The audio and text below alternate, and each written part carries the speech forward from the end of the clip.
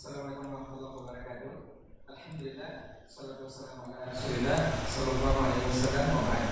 Sebelumnya satu ekor radio Bani bagi kemudian peradaban pada sebuah media dan media ini di Yayasan Fondasi. Alhamdulillah kita bersyukur kepada Allah untuk kesempatan hari ini. Salawat dan salam kepada Muhammad sallallahu alaihi wasallam. Kita kembali di podcast dakwah Islam atau Fondasi. Untuk edisi hari ini adalah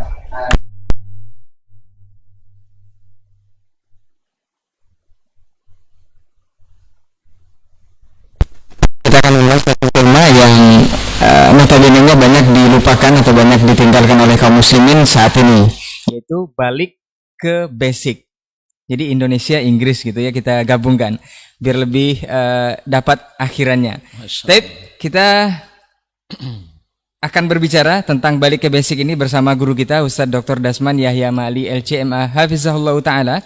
Assalamualaikum Ustaz. Waalaikumsalam warahmatullahi wabarakatuh. Kabar baik pagi ini Ustaz? Alhamdulillah. Alhamdulillah. Alhamdulillah. Walaupun hujan semalam, masya Allah. Nah Ustaz, baik, berkah juga Ustaz ya. Alhamdulillah. Allahumma sayyiban nafi'ah. Kita akan mulai saja, langsung saja Ustaz untuk topik atau pembahasan hari ini. Mudah-mudahan langsung aja. Langsung aja kita Ustaz. Subhanallah. Berbeda dengan Tidak ada pemanasan. berbeda dengan hal-hal sebelumnya atau dialog-dialog kita sebelumnya Ustaz. Ini Masya kita ke topik yang sangat-sangat urgent sebenarnya. Subhanallah. Balik ke basic. Nah, sebagian besar kaum muslimin Ustaz menyikapi selesainya tugas ataupun risalah yang dibawa oleh Rasulullah sallallahu alaihi wasallam itu bahkan lebih banyak itu menyalahkan sebagian yang lainnya, seperti membawa mereka kembali ke hal yang dulu Ustaz, atau agama yang dulu atau zaman yang dulu. Padahal kita berada di era sekarang. Ya. Ini seperti apa Ustaz? Baik, barakallahu fika. Bismillah wassalatu wassalamu ala Rasulillah wa ala alihi wa sahbihi wa mawala wa ba'du. Alhamdulillah, pada pagi yang sejuk ini, mudah juga menyejukkan hati kita, menyejukkan iman kita. Saya sangat bersyukur bisa bertemu dengan antum, teman-teman di studio, dan saudara-saudara kaum muslimin dan muslimat, baik yang mendengarkan di Radio Rabbani 91,1 FM ataupun yang menyaksikan melalui media Kampar TV atau Kampar Mengaji dan lain-lainnya yang bekerja sama. Mudah-mudahan pertemuan ini menghasilkan yang baik dan semoga dijauhkan dari segala yang buruk. Kita bersyukur karena kita bagian dari agama ini, agama yang memang originalitasnya terjamin dan eksistensinya takkan mungkin ditiadakan sampai akhir zaman, dan bahwasanya Nabi SAW sudah mengatakan bahwasanya akan tetap ada dari setiap zaman orang yang benar-benar tegak di atas ajaran yang telah dicontohkan Nabi SAW. Nah, berbicara tentang waktu atau kembali ke basic agama ini, kalau kita lihat Nabi kita SAW, baik pra kenabian maupun di saat beliau jadi rasul, dan bahkan para sahabat pasca kenabian. Nabi SAW sebelum diangkat jadi nabi, dan ini ijma ulama, diangkat jadi nabi pada umur 40 tahun, bahwasanya beliau belum bisa memberikan apa-apa dalam makna mendirikan agama ini. Karena seperti Allah katakan, ma kunta tadri mal kitab walal iman. Sebelum turunkan Al-Quran ini kamu tidak tahu apa itu Alkitab atau apa itu Al-Iman. Maka Nabi SAW secara pribadinya saleh, tetapi belum berdakwah. Baru setelah turun wahyu kepadanya yang merupakan basic yang di atasnya dibangun agama Islam yang terjaga ini sampai hari kiamat, berdasarkan dua bahan pokok yang asli, turun langsung dari ilahi yang menurunkannya Allah Subhanahu wa taala melalui aminus sama, yaitu yang amanah dan malaikat semuanya amanah, tapi digelar dengan Aminus Sama, Jibril alaihissalam. Sehingga seperti kata Imam At-Tabari rahimahullah dalam tafsirnya, bahwasanya Jibril alaihissalam sama sekali tidak pernah membocorkan wahyu ini sampai turun kepada baginda Rasulullah sallallahu alaihi wasallam. Malaikat-malaikat yang lain yang di atas langit baru mengetahui Al-Qur'anul Karim setelah disampaikan kepada baginda Nabi alaihi salatu wasallam, saking amanahnya. Demikian pula Nabi kita alaihi salatu wasallam sebagai penerima wahyu juga sebelumnya digelar dengan Aminul Ard, Al-Amin, subhanallah. Yang menggelar Al-Amin kepada malaikat Jibril adalah yang di langit, karena dia masyarakat atas di langit. Yang menggelari Al-Amin kepada baginda Nabi SAW adalah masyarakat bumi, karena beliau hidup di bumi, sehingga legitimat, artinya terjamin kebenarannya, karena yang kasih gelar adalah orang-orang yang bersamanya, yang tahu dan tahu segala tindak tanduknya. Ma'asyiral kiram, nah ketika Nabi berdakwah alaihi salatu wassalam, orang-orang Quraisy dengan segala latar belakangnya yang nyata-nyata sudah menyimpang dari ajaran nenek moyang yang asli. Ya, mereka menyebutnya ajaran nenek moyang mereka, tapi nenek moyang asli mereka adalah Nabi Ibrahim, Nabi Ismail alaihissalam. Jadi mereka mengklaim itu ajaran nenek moyang, padahal itu adalah nenek moyang yang datang belakang. Setelah Amr bin Lu'ay al-Khuzai datang ke Mekah membawa patung, itu pun diadopsinya dari tradisi Romawi. Ya, memang patung itu banyak di Roma, di Romawi.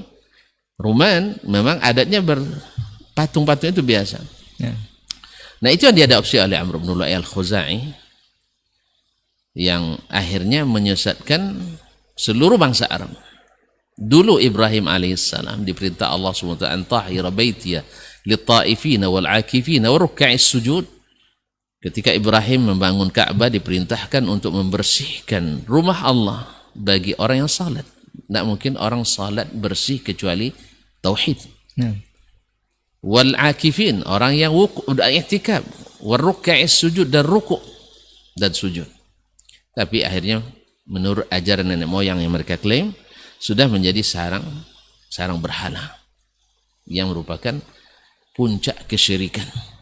Nah, di saat itu Nabi alaihissalam, mereka menganggap Nabi alaihissalam datang berdakwah tidak kembali ke basic, artinya saba'a Muhammad keluar dari agamanya sehingga tidak jelas agamanya. Yang keluar dari kebiasaan mereka disebut as-sabi'in, yang tidak ada Nasrani dan tidak pula mengikut yang mereka warisi dari nenek moyang mengklaim tadi, dianggap sabah. Nabi alaihissalam sebagai dianggap sabah oleh mereka, artinya keluar dari kebiasaan. Nah, Nabi kita alaihissalam padahal beliau ingin kembali ke basic tadi, balik ke basic. Ya, seperti yang didakwakan oleh Nabi Ibrahim alaihissalam, Nabiut Tauhid, Nabiur Rahmah, yang merupakan Khalilur Rahman, kekasih Allah Subhanahu wa taala. Lalu Nabi alaihissalam, karena orang-orang Quraisy sudah nyaman dengan tatanan masyarakat yang sudah biasa, walaupun sebenarnya tidak benar. Mereka tahu itu. Ketika terjadi banjir bandang tahun 35 tahun umur Nabi alaihissalam, Ka'bah dilanda banjir dan rusak. Lalu Al-Hajar Aswad dihanyutkan oleh bandang tersebut. Nah, saat itu mereka sepakat membangun kembali Ka'bah, karena itu adalah ya bagaimanapun ikonnya mereka, yang ikon yang sudah tercoreng oleh budaya-budaya yang mereka sebut nenek moyang tadi. Subhanallah, mereka tahu mana yang halal, mana yang haram rupanya. Untuk Baitullah ini mereka paham. Dan itu atas kehendak Allah SWT. Rumahnya tak boleh dari barang haram. Maka mereka, walaupun dalam keadaan jahiliyah, walaupun riba adalah pondasi ekonominya, walaupun zina legal dan formal, Walaupun judi halal tayyib bagi mereka, minuman keras. Tapi ketika membangun Ka'bah, balik lagi fitrah itu rupanya. Mereka bilang balik ke basic. Back to basic. Nah, subhanallah. Allah menghendaki itu. Mereka balik bahwa tidak boleh membangun Ka'bah ini dari harta judi. Tidak boleh hasil PSK. Apa PSK? Produk dari pekerja seks komersial. Tidak boleh dari hasil riba. Padahal mereka pemakan riba. Orang kayanya rata-rata hampir semuanya mereka makan riba. Yang tidak boleh dari hasil taruhan. Dan tidak boleh hasil menipu. Allah menghendaki Ka'bah tidak ada bahasa haram. Saking sedikitnya harta yang halal yang mereka miliki, akhirnya mereka tidak menyelesaikan Ka'bah, sehingga Hijr Ismail tak terbangun. Bayangkan orang sekaya itu yang perdagangan mereka, ekspedisi dagangnya sampai ke Romawi, sampai ke Persia, tapi mereka tidak bisa membangun Ka'bah yang tidak terlalu besar kan, untuk lihat sendiri, tidak besar, tidak cukup dananya. Pasal apa? Semuanya haram. Jadi semuanya haram. Jadi mereka sebenarnya paham itu tidak halal, paham itu tidak benar. Bahkan mereka juga tidak membolehkan hasil pedukunan. Oh, ternyata pedukunan tidak halal juga rupanya. Tapi mereka adalah pelakunya, subhanallah.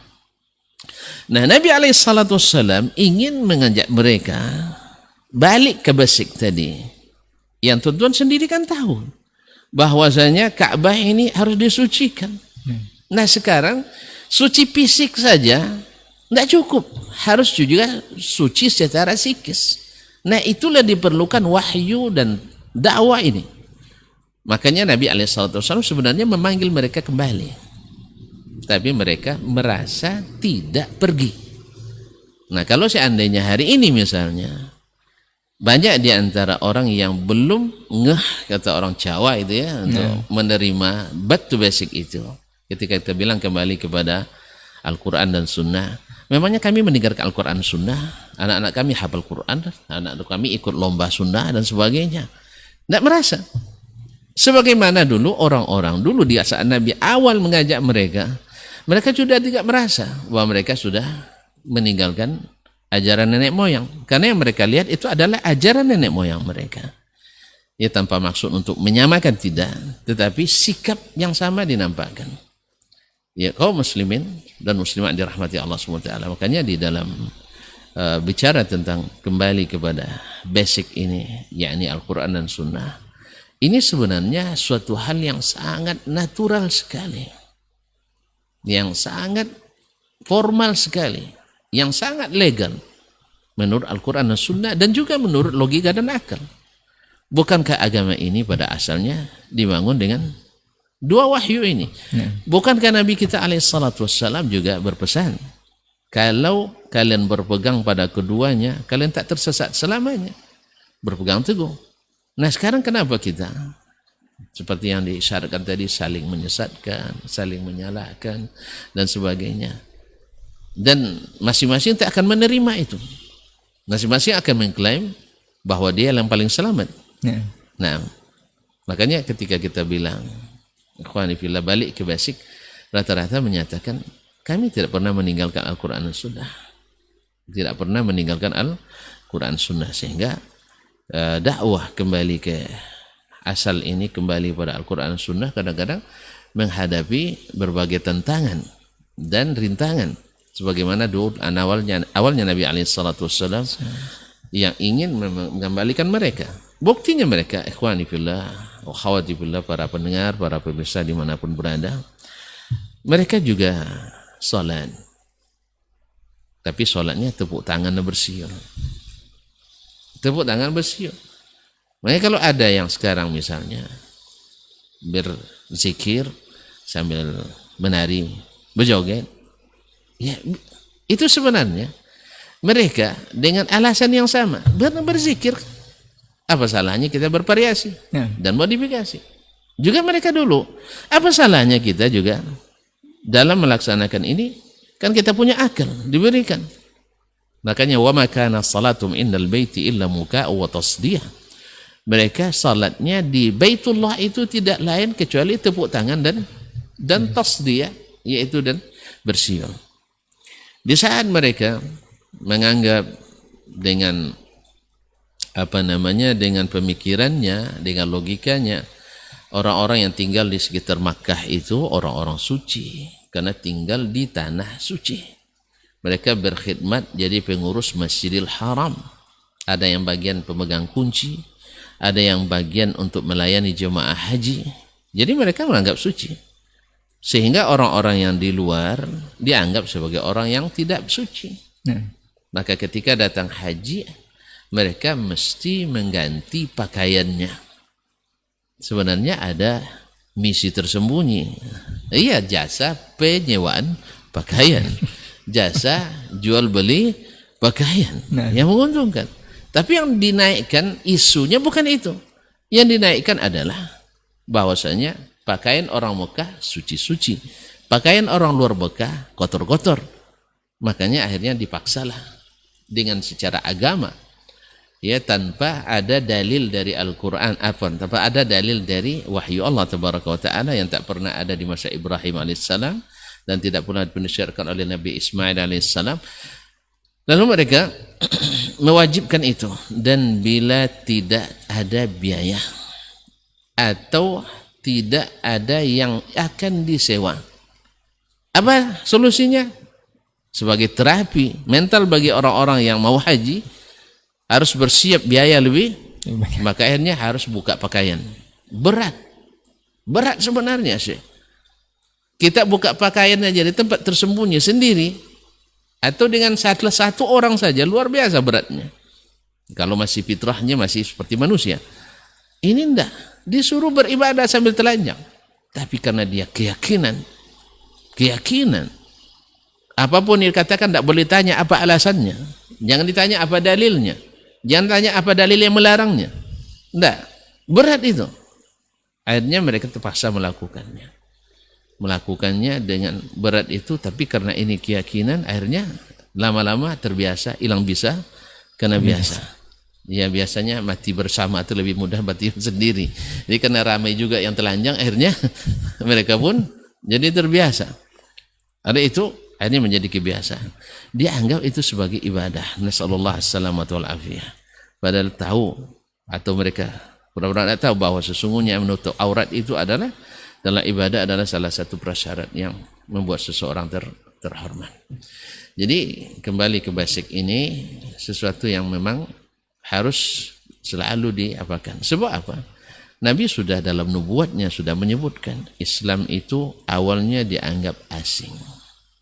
Wajar dianggap asing karena jarak antara Nabi kita dengan Nabi sebelumnya yang juga mendakwakan Islam rentang waktu yang panjang.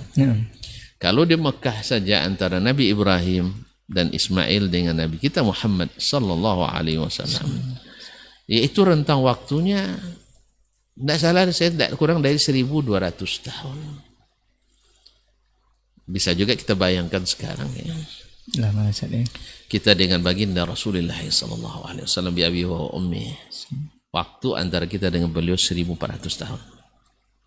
Lebih, atau 1433 tahun sekarang. Jarak itu. Kemudian belum lagi jarak tempuh ya antara tempat lahirnya atau turunnya wahyu itu, lahirnya Islam, dengan tempat kita. Mungkin kita di paling hilir ini, yang paling ke timur. Maklumlah kalau dalam perjalanan itu banyak singgah-seminggahnya. Ibarat aliran sungai, banyak sampah yang terhanyutkan juga. Dan jangan-jangan banyak di antara sampah-sampah aliran atau sampah-sampah penyimpangan terbawa juga ke hilir ini. Makanya kembali ke basic juga perlu untuk didengungkan. Tadi Nabi katakan bada al-islamu ghariban, akan datang, Islam itu dulu datang dianggap asing. Ya, dianggap asing. Bukan karena Nabi merasakan asing, tidak. Memang dianggap asing oleh orang. Karena orang sudah tidak mengenal lagi tauhid waktu itu.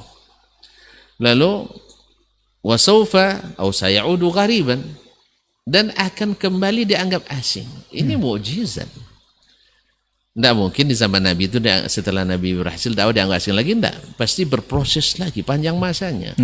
Di saat seperti dalam hadis dikatakan innallaha la yaqbidul ilman tiza'an yantazu min qulubil ibad walakin yantazul ilma biqabdil ulama. Allah tidak mencabut ilmu dengan cara diambil dari dada-dada para orang berilmu, tidak, tapi dengan matinya para ulama. Kalau tuan-tuan seperti kata Abdullah bin Mas'ud radhiyallahu taala anhu, al-an antum yani fi zamanin katsirun ulama'uhu, kalian berada di zaman di mana ulamanya banyak, qalilun khataba'uhu, sedikit penceramahnya. Wa sawfa ya'ti 'alaikum zamanun katsirun khataba'uhu wa qalilun ulama'uhu, akan datang zamannya, masa itu penceramahnya, khatibnya banyak, tapi ulamanya sedikit.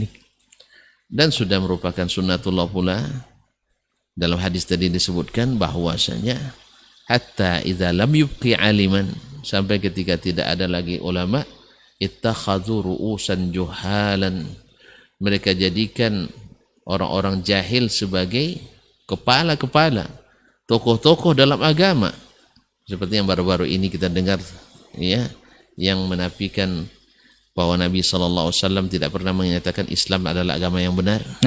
Nabi tak pernah merasa benar, dan bahwasanya semua orang agama berhak masuk surga. Afwan Ustaz, kita tahan dulu Ustaz. Ini menarik sepertinya Ustaz. Nanti itu akan kita bahas juga. Kalau tadi sudah balik ke dasar Ustaz, atau balik ke basic, seperti yang di zaman Rasul, memang sebagian besar kaum muslimin sekarang menganggap aneh memang karena sudah terlalu jauh mungkin perginya, atau tidak merasa pernah pergi seperti yang Ustaz sampaikan tadi. Nah, poin mendasar yang perlu dijelaskan juga Ustaz, kalau memang harus balik ke basic ini, apakah memang pure, murni seperti di zaman Nabi, total, penuh, itu ada dalilnya yang mengatakan seperti itu atau seperti apa Ustaz? Ya benar. Ya karena pertama Nabi sudah menggambarkan bahwasanya umat ini akan terpecah. Dan terpecah itu perlu dicatat, bukan karena ikut sunnah Nabi. Karena apa? Karena ngikut Nabi terbukti menyatukan. Ya, Nabi kan tadi membangun masyarakatnya menjadi bersatu, berpadu. Ya, sampai lebih mencintai saudaranya kadang daripada dirinya sendiri. Ithar, mendahulukan. Itu sekarang kan jangankan ithar, orang dapat teman kita, teman dekat saja yang dapat sesuatu, subhanallah, pusingnya luar biasa ya. Dan ini bukan hanya di tingkat orang awam, orang-orang hebat pun, subhanallah. Ya, tidak merasa seolah-olah dengan dapat temannya satu, yang satu kehebatan, hilang kehebatan dia semuanya. Padahal dia punya ini dan sebagainya. Tuh subhanallah. Tapi zaman itu tidak. Mereka justru ketika mendapatkan temannya, mendapat sesuatu nikmat, merasa bahagia seperti dia sendiri mendapatkan. Dengan apa Nabi membinanya? Dengan sunnah Nabi SAW. Ibadah mereka ada yang menyimpang, balik ke Nabi SAW, balik basic, mereka selesai. Makanya berarti perpecahan ini, terpecah umat ini menjadi 73 golongan. Ini adalah akibat daripada lebih banyak yang menyimpang. Lebih banyak yang menyimpang. Antum lihat sendiri, kaum muslimin sedang jemaah yang dirahmati Allah Subhanahu wa taala. Nabi membuat garis jalan beliau itu satu, lurus, terang benderang. Kemudian kiri kanan ini ada jalan kecil-kecil, cuman masya Allah hanya ditutup dengan tirai-tirai saja. Tirai-tirai transparan ini kadang menggoda gitu. Makanya pakaian transparan lebih menggoda daripada tidak berpakaian sama sekali. Nah, di pangkal jalan ada yang memanggil jangan masuk ke pintu-pintu itu Al-Quran dan Sunnah. Semua Al-Quran dan Sunnah melarang kita masuk ke pintu-pintu yang lain. Tidak ada yang menyuruh. Tapi syaitan-syaitan menghiasi. Dai-dai banyak yang memanggil ke jalan itu. Jelas tidak dalam pekerjaan Nabi, tidak dalam perkataan Nabi, tidak ada dalam persetujuan Nabi. Tapi dengan alasan, oh di sini jalan bagus, di sana ada pemeriksaan dan sebagainya, sulit itu. Akhirnya mereka lebih banyak yang masuk. Nah, tugas kita para dai, para ulama adalah mengembalikannya ke jalan yang lurus ini. Mereka tidak merasa, sebab ya dengan syubhat tadi jalan ini juga sama dengan jalan itu. Kan juga pangkalnya dari jalan itu juga kan? Kan jalannya gitu. Nah, ada yang Masya Allah tersesat, kesasar tak jauh, mudah kembali. Ada yang kesasar jauh sekali, diikuti pula oleh orang belakang, buntu di depan, maju kena, mundur kena, lompat tak punya sayap. Ya, nak terbang belum dapat ilmu terbangnya. Jadi itu akhirnya mereka daripada akhirnya bermukim di tempat itu, tak balik lagi. Oleh itu ikhwani fillah, silakan ditelaah Al-Quran dan hadis secara jujur dari hati nurani yang paling dalam. Kita dapatkan semuanya memanggil kita ke basic, kembali pada Al-Quran dan Sunnah. Ya, ketika Nabi katakan tadi, "Sataftariqu hadhil ummah ila 73 firqah, kulluha finnar." Semuanya masuk neraka, illa wahidah, kecuali satu. Subhanallah. Ya, potensi masuk neraka kita sebenarnya ikhwani fillah kaum muslimin. Ketika ada orang membawakan hadis semuanya masuk neraka, kita itu orang yang beriman yang akan menonjol dan dominan adalah takut kita masuk pada 70 golongan. Tapi sebagian tidak. Kamu nuduh saya masuk neraka. Subhanallah, kita tidak pernah nuduh orang masuk neraka. Bahkan kita takkan rela memasukkan orang dalam neraka. Siapa kita? Bahkan Allah sendiri maha penyayang pada umatnya. Ya, kalau bukan karena patut, karena keadilannya, Allah lebih suka kita masuk surga. Rahmat Allah itu lebih cepat daripada azabnya. Cuman masalahnya dipanggil-panggil balik, tak balik-balik juga. Ya, bagaimanapun otomatis tentu dihukum. Ya, Allah sudah tunjukkan jalan ke surga itu satu. Yang 72 jalan ke neraka. Ini sedekah Rasulullah SAW. Jadi jangan dipandang antum suka nyesatkan orang, tidak. Tapi pandanglah saya, kalau sahabat dulu turun ayat, mereka bukan mengatakan ini ayat menuduh-nuduh kita ini. Tidak, tapi mereka merasa kalau andainya ayat ini yang dituju saya bagaimana? Ini yang terjadi kaum muslimin dan orang beriman itu. Kalau gitu saya berusaha jangan sampai salah satu dari 72 itu. Maka saya akan cari apa yang satu itu. Maka Nabi katakan, ya, sebagian kan mengklaim kullun yada'i waslan bi Laila wa Laila la tuqir lahu bidzaka. Wa Laila la tuqir lahu bidzaka. Semua klaim, oh Laila itu bagian saya itu. Dia sudah mau dengan saya. Yang satu bilang, oh enggak, kemarin saya dikerlingnya. Enggak, kemarin saya diberikannya makanan, dikiriminnya makanan dan sebagainya. Padahal Laila la tuqir lahu bidzaka. Laila tak pernah mengakui ada cinta. Oleh itu ikhwani fillah, seperti kata Umar bin Khattab radhiyallahu taala, "Laisa asy-sya'nu an tuhib, walakin asy-sya'na kullu sya'na an tuhib." Masalahnya bukan bagaimana kamu mencintai. Semua orang boleh klaim mencintai.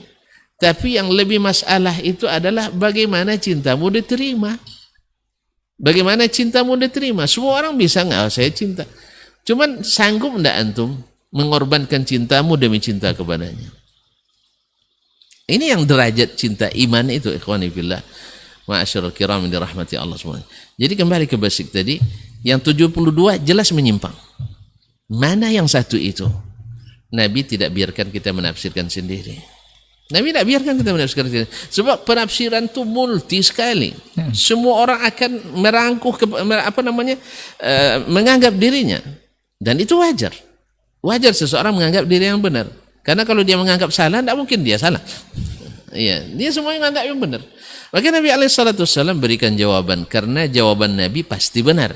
Jawaban kita mungkin benar, mungkin tidak benar.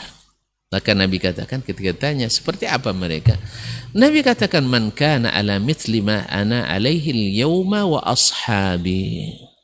Mereka adalah orang yang seperti apa aku hari ini, seperti itulah mereka beragama. Itu poinnya tadi saya. Itu poinnya. Kalau enggak kan akan banyak penafsiran. Dan penafsiran itulah yang membuat kita menyimpang. Antum tadi ketika nak masuk ke gang itu, tafsirnya apa? Di sini kayaknya lebih dekat. Tafsirnya. Apa sebab? Di sini ada rumah mertua saya dan sebagainya. Banyak teman-teman saya, teman sekolah di situ. Padahal jalan rupanya sejak antum belajar ke luar negeri sudah ditutup di situ. Atau belajar luar daerah sudah ditutup. Atau jangan-jangan banyak premannya di situ. Makanya ikhwani fillah, memang istiqamah itu berat memang. Jadi disebutkan siapa yang beragamanya seperti saya pada hari ini beragama. Dan dalam gambaran lain Nabi menyebutkan orang-orang yang melakukan islah ketika kebanyakan orang dalam keadaan rusak. Jadi bisa saja di suatu masa itu yang menyimpangnya lebih banyak. Menyimpang lebih banyak. Karena apa? 72 golongan.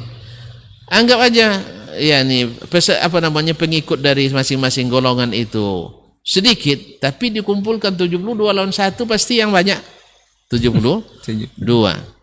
Nah, oleh sebab itu kita sekarang tidak, ya sebagian kan coba menghitung-hitung ya, yang sesat tuh giliran ini larian saya ndak. Antum akan dapatkan badannya yang sesat juga nanti itu. Ya, orang yang mencoba seperti itu, dia alasan ini sesat karena pemikirannya begini, alasannya sesat. Antum lebih punya pemikiran yang lebih sesat daripada itu kadang.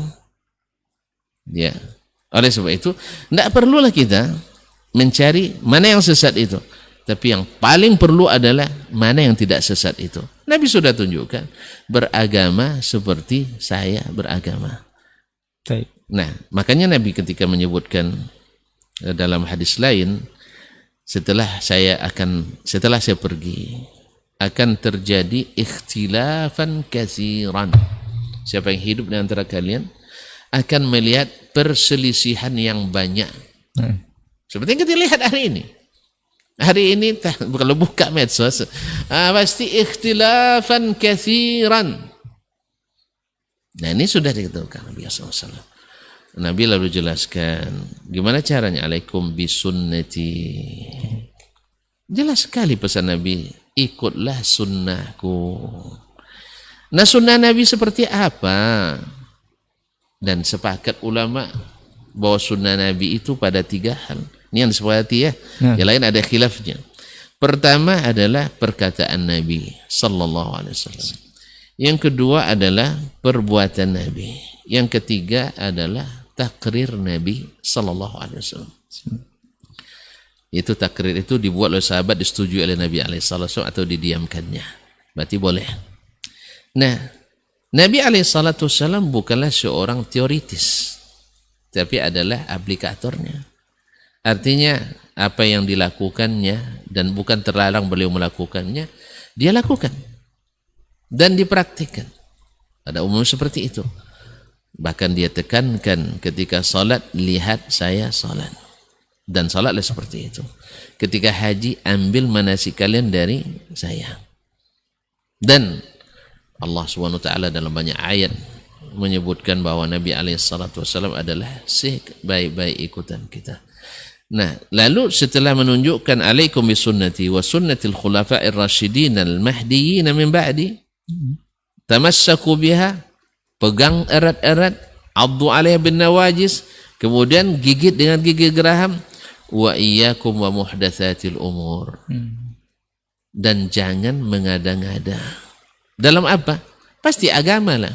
Sebab masalah dunia tanpa Rasul pun masalah dunia silahkan mengada-ngada. Masalah dunia tidak ada masalah. Sebab masalah dunia ini, ma'asyiral kiram dirahmati Allah, Nabi SAW, ya, orang nak mencari kehidupan dunia itu bebas secara variasinya, kreasinya bebas. Cuman hukumnya saja. Ada yang boleh, ada yang tidak. Soal variasi tidak. Tapi ini hukum asalnya masalah dunia. Maka kita katakan ketika tuan-tuan tanya, berarti HP ini bid'ah? Saya bilang iya, bid'ah wajib. Bid'ah yang wajib. Tapi kalau lebih tepatnya bukan bid'ah, ini sunnah. Karena Nabi dalam sunnahnya mengatakan, antum a'lamu bi umuri dunyakum.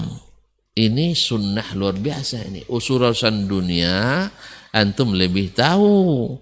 Sehingga ulama menyebut al-aslu fil asya'il ibahah. Hukum asalnya segala sesuatu itu adalah boleh. Illa ma dallad dalilu ala man'i, kecuali ada dalil yang melarang. Nah, kenapa dikatakan masalah dunia? Karena di masalah ibadah, masalah agama, ulama juga mengatakan kaidah al-aslu fil ibadat al-hadar, dilarang illa ma dallad dalilu ala al-amri bihi atau ibahati. Usul asalnya ibadah itu dilarang kecuali ada dalil yang bolehkan. Ma'asyiral ikhwan yang dirahmati Allah SWT. Oleh sebab itu Nabi sebutkan jangan mengada-ngada. Sebab kan jalan Nabi sudah ada tadi tuh. Yang dibuat ini kan mengada-ngada nih. Jalan kiri kanan ini kan diada-adakan belakangan. Ya, yang membuat firqah-firqah. Nah, oleh sebab itu ikut jalan Nabi, jangan mengada-ngada. Jadi ketika misalnya ada sesuatu, tidak ada zaman Nabi, bilang aja, kami tidak ikut ini. Selesai. Selesai insya Allah. Cuman masalahnya tadi, antum sudah terbeli kapling di jalan dalam. Nah, itu masalahnya. Antum kadang sudah, kemudian antum pikir lagi, ini proyek. Maksudnya, ini sudah terlanjur direncanakan. Bahwa di kilometer sekian ada exitnya. Ada jalan keluar. Padahal ini tidak ada, tidak dibolehkan, ilegal ini. Kata Nabi, kata Allah SWT dan Nabi SAW. Kan wa anna hadza sabili astagfirullahalazim. Fattabi'u wa la tattabi'us subula fatafarraqa bikum an sabilih. Atau an sabilillah. Ini adalah jalanku, yang ikutilah dan jangan ikuti jalan-jalan yang lain, nanti kalian akan bercerai-berai dari jalan Allah. Makanya itu ilegal. Cuman kan kita begitu, ikhwani fillah. Dan misalnya di jalan 2 jalur ini, median jalan ini kan sudah dibuat, ada U-turn-nya, cuma jauh. Sehingga banyak U-turn ilegal dibuat orang. Ya kan? Harusnya muter ke sana dulu, aman. Tapi tidak sedikit yang melawan arus karena lebih dekat. Nah, ini masalahnya kita. Ya, subuhat-subuhat ini. Yang penting kan sampai juga, aman juga. Ya, janganlah terlalu monoton, jangan terlalu kaku. Ini kan boleh, kan sama. Selama ini saya sudah 5 tahun saya menantang jalan ini, selamat terus. Ini kan itu alasannya. Aman-aman aja. Kalau begitu cara berpikir, berarti kita tidak dengan ilmu, tapi dengan hafsu. Tapi masalah sekarang, ikhwani fillah, kalau di dunia mungkin kita masih bisa buktikan saya selamat, walaupun sebenarnya pelanggaran-pelanggaran, tapi di akhirat nanti tidak ada lagi cerita. Ternyata keliru. Makanya sekarang kita harus taat dengan rambu-rambu. Makanya Nabi SAW sudah pastikan bahwa kita mesti kembali. Dalam Al-Quran juga sebutkan fa in tanaza'tum fi syai'in farudduhu ila Allahi war rasul in kuntum tu'minuna billahi wal yawmil akhir zalika khairun wa ahsanu ta'wila. Pertama disuruh taat pada Allah, taat pada Rasul, itu mutlak. Wa ulil amri, yaitu ulil amri itu tidak mutlak. Ini kadang sebagian mengatakan ulil amri itu baik ulama pun umara lebih mutlak daripada taat kepada Allah tabaraka taala. Itu balik. Kalau ulama sudah mengatakan walaupun hadis datang 1000 hadis tak diterima. Karena ulama mengatakan, subhanallah, harusnya walaupun 1000 ulama mengatakan, tapi hadis satu mengatakan tidak, kita katakan kita ikut hadis Nabi SAW, kecuali ijma' ulama semuanya, bahwa hadis ini misalnya sudah dinasakh, atau sepakat seluruh umat, bahwa hadis ini tidak diamalkan. Ketika itu kita kembali ke hadis Nabi lagi, bukan karena sepakat ulama, enggak. Hadis Nabi lagi yang mengatakan, la tajtami ummati ala dhalalah. Umatku tak akan pernah sepakat dalam berbuat sesat. Baik Ustaz, kita potong dulu Ustaz. Tadi poinnya memang harus balik ke basic dengan murni atau pure, full Ustaz ya. Tadi sudah dijelaskan bahwa jalan Nabi itu hanya satu, jalan yang lurus, jangan ikut kiri dan kanan karena itu banyak syubhatnya. Ini ada ya juga yang mengklaim Ustadz kalau memang harus balik ke dasar. Sebenarnya kan beragama balik ke dasar itu atau balik ke basic itu asik Ustadz, mudah alias mudah, gampang-gampang saja. Kalau banyak berkreasi itu akan lebih menyulitkan Ustadz. Menyulitkan, makan biaya dan turun harga. Nah, tapi ada juga yang mengklaim kalau apa-apa yang dilakukan ini adalah hal yang lumrah-lumrah saja, baik-baik saja, karena kita memiliki akal yang akan mencerna bagaimana hal ini dilakukan dan akan diterima oleh Nabi. Ini fungsinya akal ini seperti apa? Baik. Karunianya. Jazakallah khairan. Nah, Ustaz. Tadi kita sudah mulai dari awal. Nabi manusia paling cerdas. Saya sengaja memulai dengan Nabi tadi. Karena Ibnul Jauzi dalam kitab Al-Azkiyah menyebut manusia paling cerdas itu para nabi dan rasul alaihi wassalatu wassalam. Tidak ada yang mengingkari ini kecuali orang kafir memang. Ya, bahwa nabi dan rasul manusia paling cerdas. Di antara rasul dan nabi yang paling cerdas adalah Sayyiduna Muhammad sallallahu alaihi wasallam. Tapi ternyata akalnya tidak bisa membuat agama. Nabi alaihi salatu wassalam tidak bisa berdakwah sampai umur 40. Dia tidak melakukannya. Berarti akal itu memang berfungsi besar. Tetapi ilmu di atas akal. Ilmu di atas akal. Karena Allah tak pernah memuji dirinya dengan berpikir atau dengan berakal. Tapi Allah memuji dirinya dengan berilmu. Alimul ghaibi wasyahadah. Allamul ghuyub. Yang mengetahui yang nampak, yang gaib dan yang nampak, semuanya. La yakhfa 'ala Allah min syai'. Ya'lamu as-sirra wa akhfa. Mengetahui yang rahasia dan lebih tersembunyi dari rahasia. Dengan ilmu. Tapi akal tidak. Berarti akal itu bagi kita kesempurnaan, bagi Allah tidak. Nah, kapan sempurnanya akal? Bila dengan ilmu. Kalau tanpa ilmu, akal hanya sekedar berpikir. Kalau untuk urusan dunia, oke. Karena memang perangkat ini, ya kalau tanpa ilmu tidak aktif. Makanya untuk beragama ini diperlukan ilmu. Kalau masalahnya wajar-wajar saja, ilmu itu bukan hanya sekedar wajar. Ada yang kadang-kadang tidak wajar. Ilmu kadang ada yang tidak wajar. Tapi karena dia syariat menjadi lebih ditinggikan dan lebih mulia. Misalnya ikhwani fillah, ya kalau antum sekarang misalnya mengatakan istri mesti taat suami, menurut sebagian orang itu tidak wajar. Karena di mana kita harus meletakkan laki-laki di atas perempuan, padahal mereka sama-sama hamba Allah. Sehingga ada yang menyerukan emansipasi. Ya, pokoknya suami harus taat juga pada istri. Kemudian ada yang mengatakan dengan akalnya, wanita kenapa dapat setengah dari bagian laki-laki, dan seterusnya. Dan ini puncak kesesatan. Puncak kesesatan. Iblis sesat karena akal atau karena ilmu? Akal. Karena akalnya.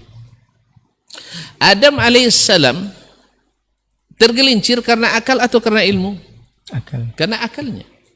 Adam alaihissalam ilmunya sudah tahu, iblis musuhmu, jangan dekat pohon ini. Tapi ketika dia mulai berpikir, lupa dia dengan ilmu tadi. Lupa dia dengan ilmu, akhirnya dia dekati pohon itu. Akibatnya antum terpaksa sekarang bersusah payah untuk balik ke surga. Tapi semua ada hikmah dari sisi Allah SWT. Mudah-mudahan dengan balik ke basic bisa ke surga. Bisa ke surga. Nah, ikhwani fillah. Fir'aun sesat karena ilmu atau karena pemikiran? Pemikiran. Dan rata-rata orang-orang yang sesat karena berpikir, bukan karena ilmu. Rata-rata orang sesat itu orang-orang cerdas. Fir'aun cerdas, Haman cerdas. Dulu pendiri mazhab Mu'tazilah super cerdas. Iya. Dan Qadariyah cerdas. Pendiri Syiah cerdas. Semuanya orang cerdas. Ya kalau sekarang misalnya ada orang sesat, cerdas, orangnya hebat. Hebat dari sisi pikiran, belum tentu dari sisi ilmu. Tetapi orang berilmu lebih tinggi daripada orang cerdas. Sebab ilmulah yang menyelamatkan kalau diamalkan. Oleh itu Nabi kita alaihissalam belum terangkat sebelum diberikan ilmu dalam agama ini.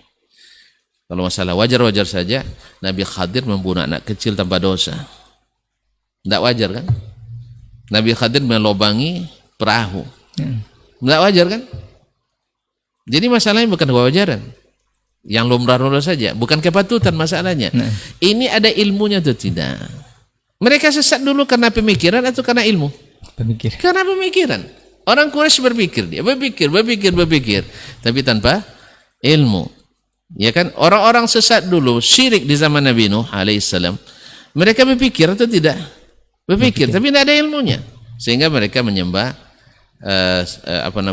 Yaghus, Suwa, Ya'uq, Nasr dan sebagainya. Karena berpikir ini orang dekat kepada Allah. Lalu kita buat gambarnya supaya ingat kepada Allah Subhanahu wa taala. Lalu buat patungnya karena mereka sudah jadi wakil-wakil Allah. Akhirnya nanti nyembah mereka langsung dengan pikiran semuanya. Makanya orang yang mengandalkan pikiran disebut ahlur ra'i, dan ahlur ra'i disebut dengan ahlul hawa, dan hawa lah yang banyak menyesatkan. Oleh itu ikhwani fillah, saya katakan cerdas tidak patokan, karena agama ini bukan untuk orang cerdas saja, agama ini untuk orang beriman, dan iman itu sangat sederhana, tidak seperti sesulit yang dibuat oleh orang-orang cerdas. Orang cerdas ingin orang beriman seperti cara mereka semuanya. Buat penelitian di labor dulu, baru beriman. Enggak. Al-Quran Allah turunkan kepada golongan Nabi, kemudian dibacakan kepada hamba sahaya, dibacakan kepada para penguasa, dibacakan pada konglomerat, para pejabat, semuanya masuk. Kecuali yang tidak beriman. Jadi agama ini sangat mudah, jangan dipersulit. Mudah sekali beriman itu. Dzalikal kitabu la raiba fihi hudal lil muttaqin. Ini Al-Quran tak ada keraguan padanya. Tak ada keraguan, perlu penelitian? Tak perlu penelitian. Maka temuan-temuan orang sekarang tentang mukjizat ilmi dalam Al-Quran, mohon maaf ya, bukan tidak bernilai, tapi jauh lebih hebat apa yang dibahas misalnya oleh Imam Asy-Syafi'i, oleh Imam Ahmad, Abu Hanifah tentang bagaimana antum bersuci dari hadas kecil dan hadas besar. Sebab apa? Penemuan-temuan ini hanya membuat antum wah luar biasa, tapi belum mendekatkan antum pada Allah Tabaraka wa Ta'ala. Makanya dulu orang beriman dulu baru belajar Al-Quran. Ya, beriman dulu baru baca Al-Quran, sehingga Al-Quran itu jadi petunjuk hudal lil muttaqin. Tapi kalau untuk nunggu teliti dulu, ternyata kebanyakannya tidak ada biaya penelitiannya. Akhirnya antum jadi orang peragu. Makanya berapa banyak orang baca Al-Quran, dia tidak beriman yang Al-Quranul Karim. Apa sebab? Karena dia harus mengandalkan kecerdasannya dulu, baru beriman. Dan tentu saja tidak semua yang layak menurut akal mesti seperti itu menurut Al-Quranul Karim. Ma'asyarul kiram dirahmati Allah. Oleh itu Imam Ali bin Abi Thalib radhiyallahu ta'ala anhu, Imam Ali, tidak apa-apa ya. Nah, karena Imam Abu Bakar, masa kita Imam Ahmad kita bilang Imam Ali, tidak kita sebut Imam. Nah, Ali bin Abi Thalib radhiyallahu ta'ala anhu, dia mengatakan law kana ad-dinu bil aqli lakana masu asfalil khuffaini aula min masi a'lahuma. Andainya agama itu dengan akal, dengan kecerdasan, pasti mengusap tapak sepatu lebih utama daripada mengusap punggung sepatu. Padahal yang kotor kan yang di tapaknya, yang di bawahnya. Yang di bawahnya, kenapa yang di atas ini diusap? Kalau demikian nanti yang mohon maaf yang buang angin di belakang, kenapa muka yang dibasuh? Kenapa tidak tempat buang angin? Ya, makanya kaum muslimin muslimat dirahmati Allah. Inilah makna daripada kembali ke basic itu. Basic agama kita ini bukan akal. Basic agama kita adalah wahyu. Karena apa? Akal itu sangat terbatas. Sedangkan wahyu itu tanpa batas. Karena datang dari yang ilmunya tanpa batas, yaitu Allah Tabaraka wa Ta'ala. Tapi Ustaz, nah, menyambung lagi Ustaz, dari orang yang mungkin ditokohkan barangkali yang tanda kutip dianggap cerdas juga Ustaz, dari penyampaian-penyampaian itu ada juga yang mengatakan bahwa amalan-amalan yang dilakukan ini seperti yang masih dalam bulan ini Ustaz ya, Rabiul Awal ya, mencintai Rasul itu tidak ada yang tidak sepakat kecuali satu golongan saja untuk mengadakan, boleh kita sebut saja dengan Maulid Nabi ini. Semua yang ada dalam golongan Islam ini semuanya sepakat bahwa Maulid itu disunahkan atau boleh dilakukan. Tapi hanya ada satu golongan. Mungkin tidak disebutkan Siapa? nama. Golongannya itu adalah Siapa golongan satu? Hah? Itu yang harus dikatakan Ustaz, apakah ini benar atau tidak Ustaz?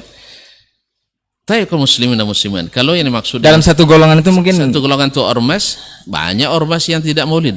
dengan Salafi Wahabi mungkin Ustaz ya.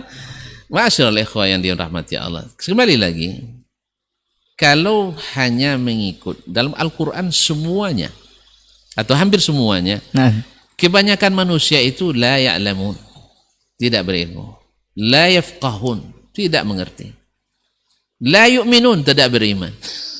Kalau ikut kebanyakan. Ma'asyiral ikhwan.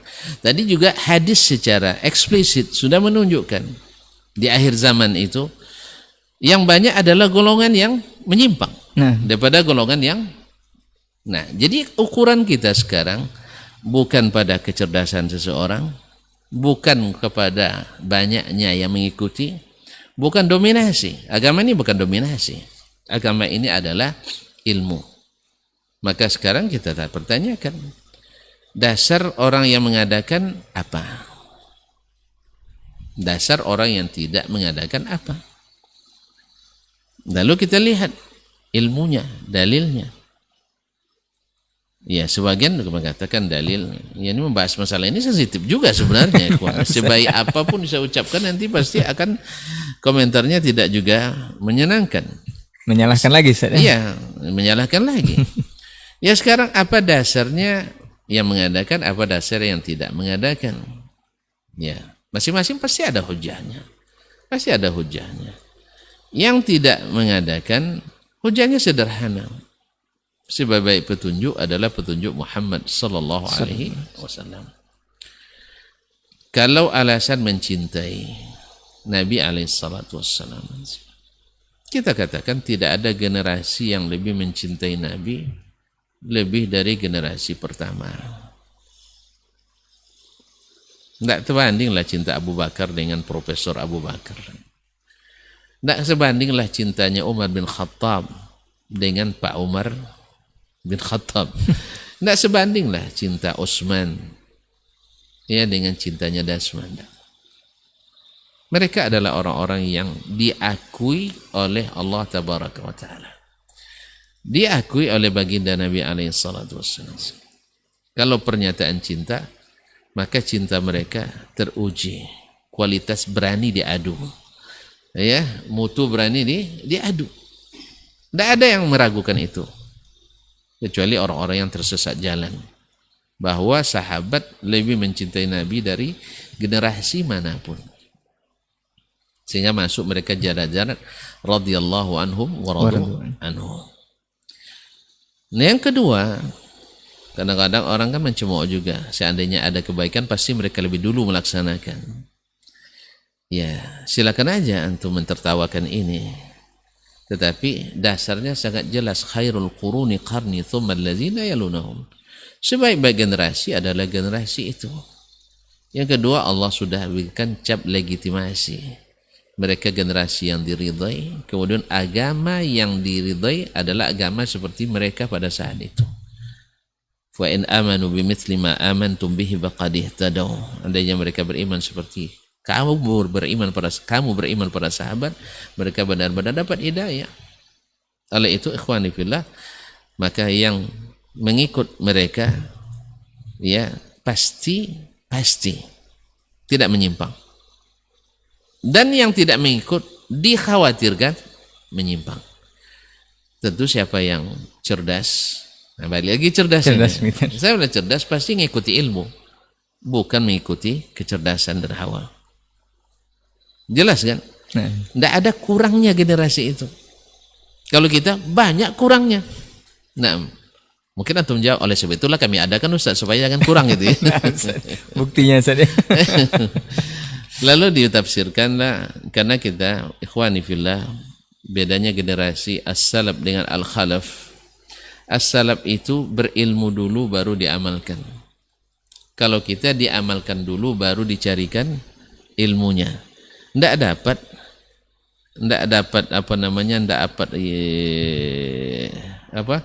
tidak ada emas bungkal diasah. tak ada kayu, jenjing dikeping. Akhirnya apa? Yang tak menjadi dalil akhirnya bisa dijadikan dalih. Yang tidak dipahami oleh salaf seperti itu, akhirnya kita paksakan memahami seperti itu. Apa sebab? Karena tidak ada dalilnya lagi. Lalu kita kumpulkan zallatul ulama. Padahal zallatul alim, zallatul alam. Tergelincirnya seorang ulama, tergelincirnya seluruh alam. Oleh itu, ma'asyiral ikhwati wal akhwat yang dirahmati Allah, ya bagaimanapun dalam masalah ini, masalahnya bukan kecerdasan tapi ilmu. Kalau disebutkan tidak ada yang meninggalkan maulid kecuali satu golongan, mudah-mudahan ini rekomendasi nih. Ya, mudah-mudahan rekomendasi. Karena memang kata Nabi alaihissalatu wassalam, semuanya, nah ini mohon maaf nih, saya tidak dalam rangka menghukum yang maulid masuk neraka, na'udzubillah, thumma na'udzubillah, thumma na'udzubillah.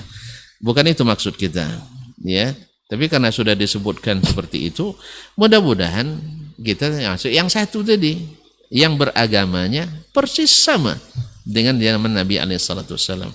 Di zaman Nabi datang Rabiul Awal, berapa tahun itu? 13 tahun di Mekah, 10 tahun di Madinah. Selalu melewati Rabiul Awal. Oke lah, di Mekah kan masalah sulit kan? Madinah sajalah. Madinah 10 tahun kan tidak aman. Boleh katakan relatif aman, ya sudah aman sekali. Maka tidak pernah ada perselisihan dan kegalauan bila datang bulan Rabiul Awal. Tidak ada. Mereka biasa saja datang Rabiul Awal. Sampai abad kedua, abad ketiga, abad keempat mulai terusik kenyamanan itu. Ya kalau kembali ke tadi aman-aman, harusnya kembalikan yang aman kan itu kan. Kembalikan ke yang aman seharusnya. Kan tadi kan kami aman-aman aja, kenapa kalian usik? Sekarang balik lagi ke yang aman yang asli. Dulu aman-aman, setelah diadakan baru tidak aman. Apalagi di akhir zaman. Apalagi di negeri kita yang sangat jauh dari pusat ilmu itu sendiri. Ma'asyiral ikhwan yang dirahmati Allah SWT, akhirnya setiap datang bulan Rabiul Awal atau 2 bulan sebelumnya, semua dalam keadaan was-was. Ya, was-was, ketakutan. Yang mengadakan takut dihujat, yang tidak mengatakan takut difitnah, ya, dan sebagainya. Semua kekhawatiran. Nah, sumbernya di mana? Sumbernya di mengadakan atau di meniadakan?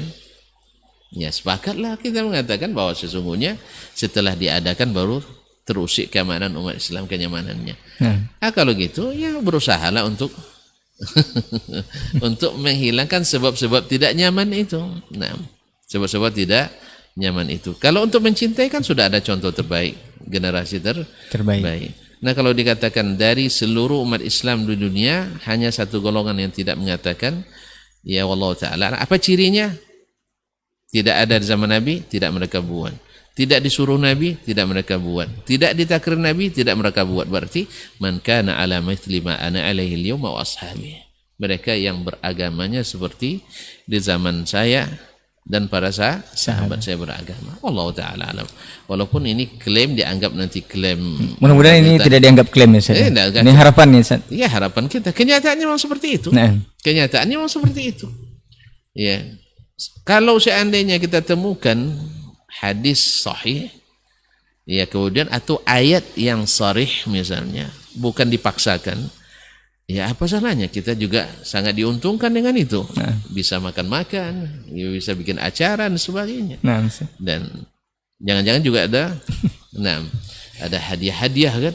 Jadi, tapi karena subhanallah, ya belum, subhanallah mungkin karena pemahaman kita yang dangkal ya tidak ada ayat yang sharih kecuali yang dipaksakan seperti firman Allah Subhanahu wa ta'ala, bi fadlillahi wa bi rahmati fabidzalika falyafrahu. Katakanlah dengan karunia dari Allah dan dengan rahmatnya hendaklah mereka bergembira. Dijadikan itu bergembira. Baik, ayat ini sudah turun zaman Nabi dan sudah ditafsirkan oleh sahabat dan Nabi alaihissalatu wassalam. Ternyata ini maksud dengan fadlullah itu adalah Al-Quran. Wa rahmatuh itu adalah agama Islam. Ya, siapa yang tidak gembira dengan Al-Quran dan agama Islam ini? Kemudian mereka apakah bergembira dengan itu dengan makna merayakan? Juga tidak.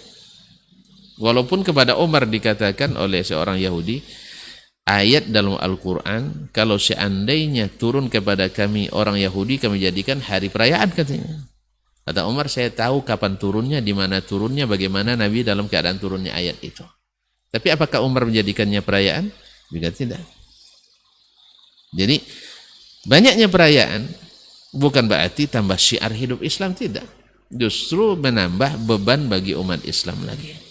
Ya, kita kan menamakan syiar itu kan syiar. Syiar itu apa dalilnya?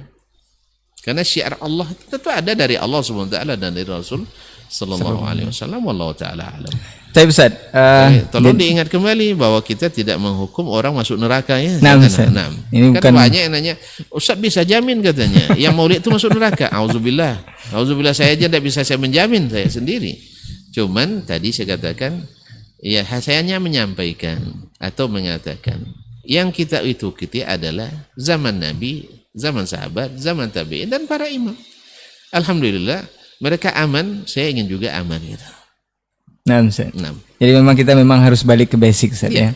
Kita bukan mengklaim ataupun menjudge orang untuk masuk ke dalam neraka. Bukannya menjustifikasi. Masya Allah, Ustaz, udah hampir 1 jam, Ustaz. Kayaknya singkat sekali waktu untuk berbicara masalah ini, panjang lebar, Ustaz. Lagi ya. Mungkin di lain episode, Ustaz. Ini terakhir, Ustaz. Ini apa nasihat Ustaz ya untuk yang seperti yang Ustaz sampaikan yang agak saya cut tadi. Tentang moderasi dalam beragama ini, ada tokoh yang menyampaikan, bahkan di forum nasional saat diundang, itu menyampaikan beberapa poin yang berbeda sekali dengan keumuman atau istilahnya ijma kaum muslimin lah Ustaz. Padahal kita mau balik ke basic nih Ustaz. Ya. Nah Ustaz. Pertama, ikhwan ya khawati fillah, Allah lebih tahu apa yang diinginkan dari hambanya. Dan Allah lebih tahu apa yang lebih baik bagi hambanya. Dan Allah lebih adil dari orang adil manapun.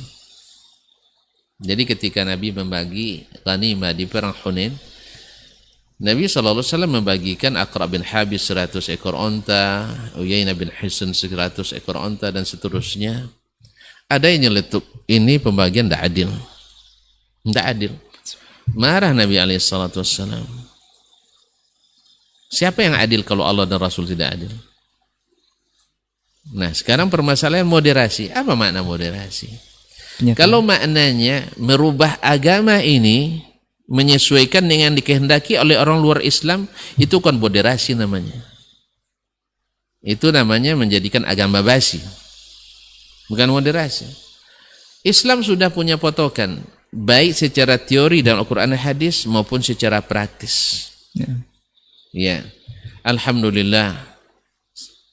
Tidak ada orang yang lebih moderat dari orang Islam. Lihat, dimanapun orang non-muslim yang hidup, mayoritas muslimnya aman mereka. Dari sejak dulu sampai hari ini, aman.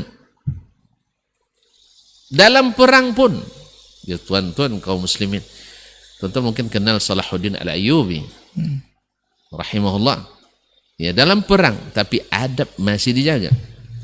Coba lihat ketika Lionheart, panglima perang salib itu sedang sakit keras, Salahuddin yang jadi tabibnya. Dia sengaja menyamar sebagai seorang tabib. Subhanallah, kalau sempat antum panglimanya, sempat panglima orang non muslim yang menyamar mengobati seorang panglima muslim, racun yang diberikannya. Tapi Salahuddin tidak. Dia obati sampai sembuh. Nah, setelah sembuh baru dia buka penutup mukanya. Saya adalah Salahuddin Al-Ayyubi, sampai jumpa kembali di medan perang. Begitu. Orang-orang benar itu selalu berani. Ma'asyiral ikhwan. Terjadi peperangan karena fitnah antara Muawiyah dan Ali bin Abi Thalib. Abu Hurairah radhiyallahu taala anhu ada di pasukan Ali. Tapi pas jam makan, dia pergi ke tempat Muawiyah. Karena hidangan Muawiyah lebih lebih beda daripada Nabi.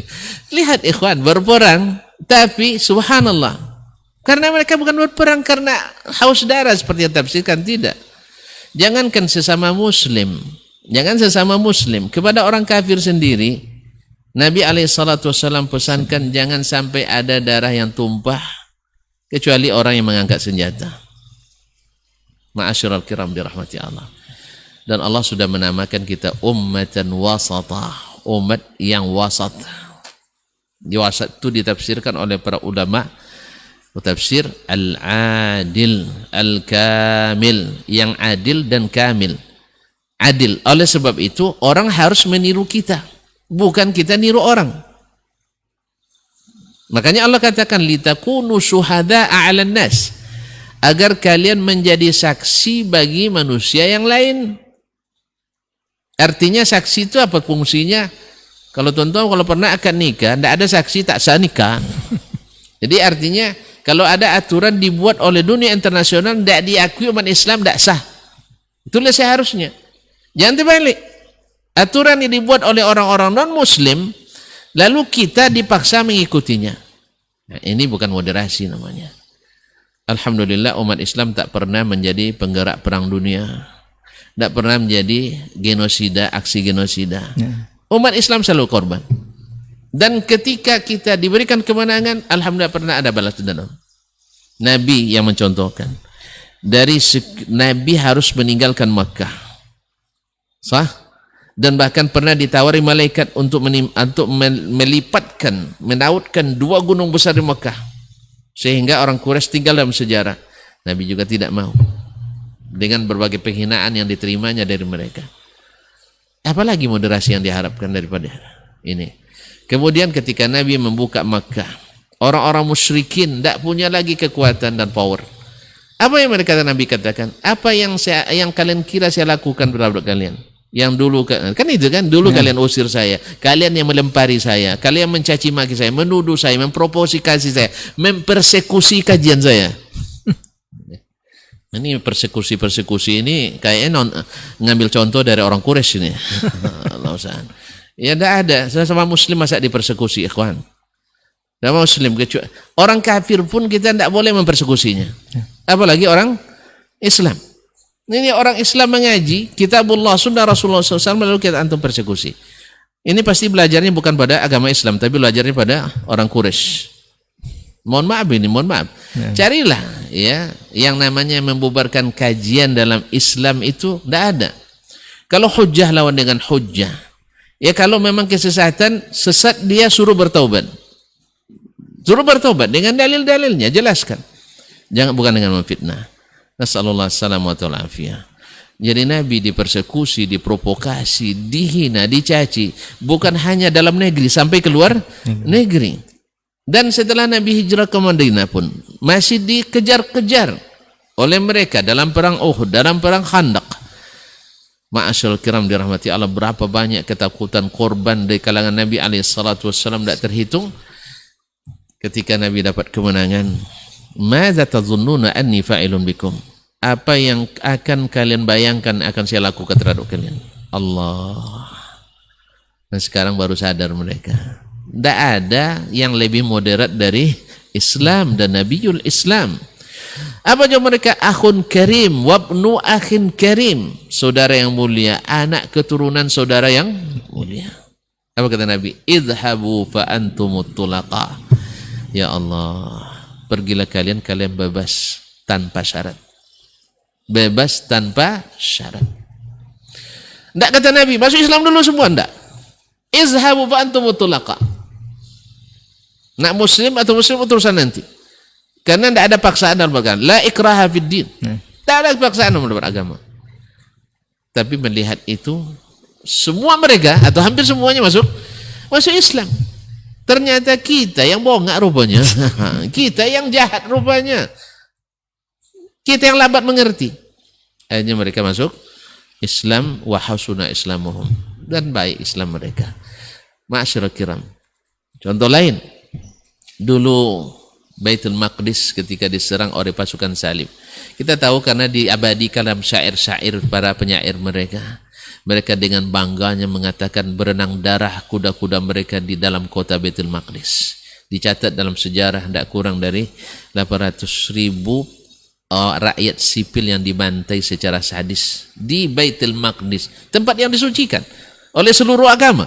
Termasuk Yahudi Nasrani kan menyucikan tempat itu. Apalagi umat Islam.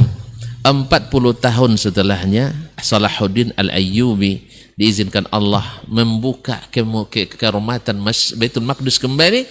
Subhanallah, hampir tidak ada darah yang tumpah, tidak ada darah yang mengalir, menetes pun tidak, karena dia ikut nabinya alaihi salatu wassalam.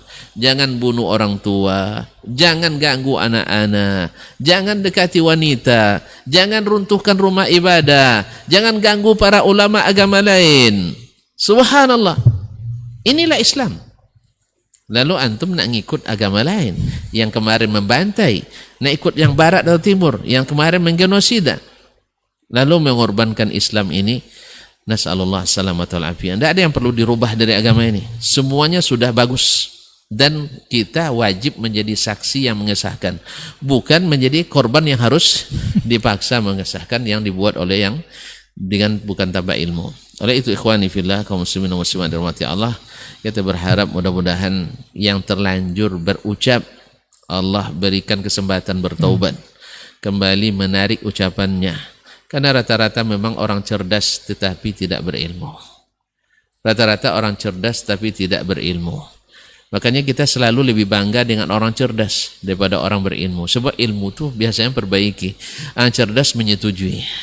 Ya, pokoknya asal bagus menurut akal masuk. Tapi kalau ilmu tidak, ini hak, ini batil, ini salah, ini benar, ini lebih bagus, ini kurang bagus. Nah, tentu saja orang lebih senang kalau pekerjaannya disetujui, walaupun dalam keadaan kekurangan dan salah. Dan memang itu fitrah kita. Awak jelas salah tapi tetap disanjung. Suka juga itu. Tapi sudah walaupun salah tapi diperbaiki, berat memang. Tapi Allah bagi yang Allah inginkan bagi kebaikan, Allah lapangkan dadanya menerima Islam. Oleh itu, ini yang mungkin kita sampaikan, bahwa moderasi dalam Islam tidak ada yang perlu direvisi. Semuanya secara teori, secara aplikasi. Tidak ada yang terzalimi dalam Islam. Justru Islamlah yang selalu dizalimi. Cuman memang seruan saya juga kepada saudara-saudaraku sesama muslim, kalau tidak berilmu jangan berbuat, karena bisa merusak nama baik Islam ini. Berapa banyak gara tindakan sebagian yang tak mau belajar dan tidak mau mendengar, akhirnya mereka bertindak sesuatu yang di luar Islam. Seperti yang dilakukan oleh orang-orang yang ekstrim, para radikal, para teroris, seperti Al-Qaeda misalnya dengan ISIS-nya dan sebagainya. Mereka mengatasnamakan perjuangan Islam, padahal adalah pengorbanan Islam. Nasallallahu salamatu wal afiyah. Dan kita dari pemikiran ini bara, dan kita sama sekali tidak mendukung, karena memang tidak dibenarkan dalam Islam. Wallahu musta'an. Baik, jazakallah khairan Ustaz untuk waktu dan perbincangan kita untuk hari ini. Mudah-mudahan ini menambah wawasan dan juga ilmu kita untuk seluruh kaum muslimin yang menyimak program Pondasi atau podcast dakwah Islam ini kita untuk edisi hari ini. Dan mudah-mudahan dengan yang sedikit tadi Ustaz bisa balik ke basic lagi untuk seluruh kaum muslimin, khususnya yang di Pekanbaru atau lebih luasnya untuk Indonesia dan kaum muslimin seluruhnya. Afwan untuk semua salah kata khilaf bicara, kita tutup dengan doa kafaratul majlis. Subhanakallahumma wa bihamdika asyhadu an la ilaha illa anta astaghfiruka wa atubu ilaik. Wassalamualaikum warahmatullahi wabarakatuh. Waalaikumsalam.